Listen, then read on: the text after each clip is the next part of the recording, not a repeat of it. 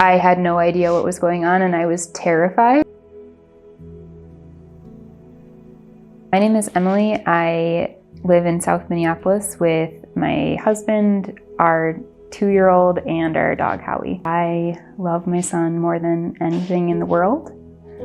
And there was a point in time when I really thought I wasn't going to make it.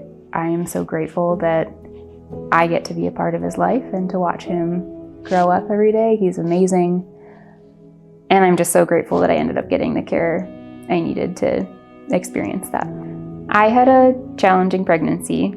I was nauseous for most of it, mostly. I was in labor for 33 hours, and right after my son was born, I had a postpartum hemorrhage. The hardest part of my journey was actually the postpartum period. I started to feel off pretty quickly after he was born, but I had just lost a ton of blood, so everyone assured me that was normal given the circumstances. So I went home and things were okay for a few days. Then things started to unravel.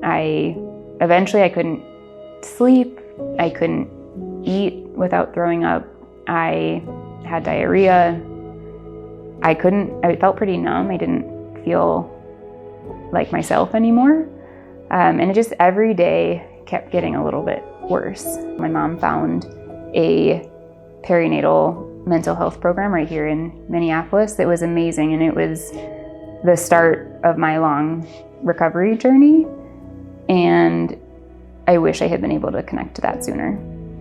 The first visit I had with a perinatal psychiatrist was amazing. She gave me and my family so much comfort because she told us that she knew exactly what was happening and that she had confidence she could help me recover. And we had seen a lot of doctors at that point, and that was the first time that we really felt like we were in good hands because somebody had seen this before and had helped other women through.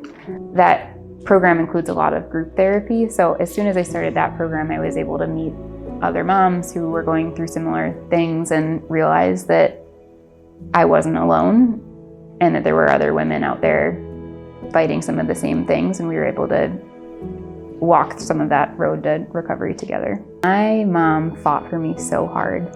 She was the one that helped me get into that program, and she stood alongside me the entire time, telling me that she believed me and that she knew that I'd survive. She kept telling me, like, we're gonna get you through this. I know that you don't think that, but I think that, and I know that I'm gonna help you get through this.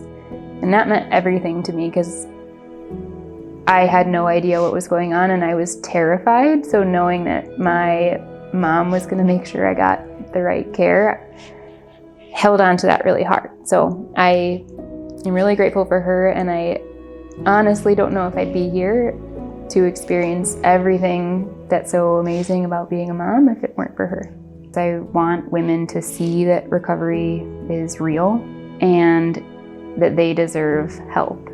I also feel an obligation to share my experience because I ended up getting access to all sorts of amazing resources and had the chance to make a really remarkable turnaround, and I now get to enjoy everything that there is to enjoy about being the mom to a goofy little toddler, and that is only the case because I ended up getting access to all the help that I needed. And I know that so many other women don't get access to that, and sometimes it's because they don't speak up, but a lot of times it's because they speak up and nobody really knows where to send them or what to do. There shouldn't be kids who've lost their parents to something that was preventable and treatable. And we can't change that, but we can change it going forward and make sure that people get the support they need. Mental and physical health in pregnancy and delivery are inseparable. We try really hard to put those in their own categories, but they're all part of the experience of having a baby.